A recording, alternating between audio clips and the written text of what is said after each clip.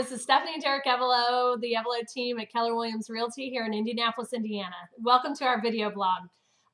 Today, before we get started, I just want to point out a couple of things for you. If you're thinking about selling your home and you'd be curious about the value and would like a free market analysis, you can click on our link here below.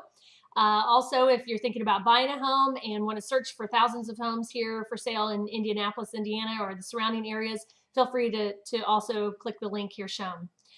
So today we're going to kick off and get started. We've got a special guest, and today we're going to talk about buyers' first step in buying a home or thinking about the buying process. So Derek, what would be that first step? First step will be talking to my friend Phil Lilge with Parker Mortgage Group. And Phil is going to discuss in this segment about things to do to get pre-qualified when starting to look for a home. Yeah, thanks a lot, guys. Really appreciate you having me here today. So really, there's kind of like a two-step process. The initial first step is really just kind of gathering some initial information, kind of looking at what are your goals, what are your plans, where are you going to be most comfortable for a mortgage payment. Then we kind of start working those things backwards a little bit. I'm going to ask about residence history. I'm going to talk through your current employment and where you work and figuring out how much you make and trying to work backwards and making sure that you qualify for those things.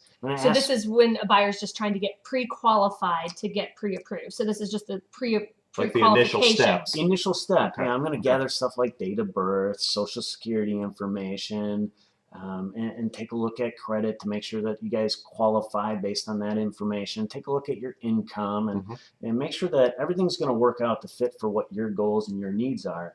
So in the pre-qualification, usually a buyer's getting their credit pulled then? Absolutely, yeah. Okay. And there's a number of reasons why we do that. One, to make sure you qualify from a debt-to-income standpoint, but also people would be shocked how often there's errors on their credit report that they had no idea about. And so we want to catch those errors up front because it takes time sometimes to fix those things, to get those removed. Right. That's awesome. That's so what should a buyer bring with them for that first initial consultation with you? Is there anything that they need to come prepared with? For the initial pre-qualification, really no. Like I said, it's kind of like a two-step process, but we can make those two steps fairly quick together. But really, it's just us talking. It's sitting down, eyeball to eyeball, and just really figuring out what do we want to do? What are our goals?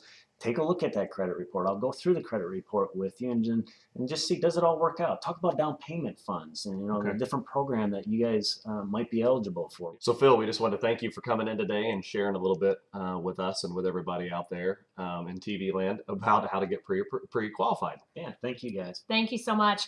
And make sure to tune in next time because we'll be talking with Phil again and we'll be discussing the difference between getting pre-qualified versus pre-approved. And we'll be going through those steps about getting through the pre-approval process.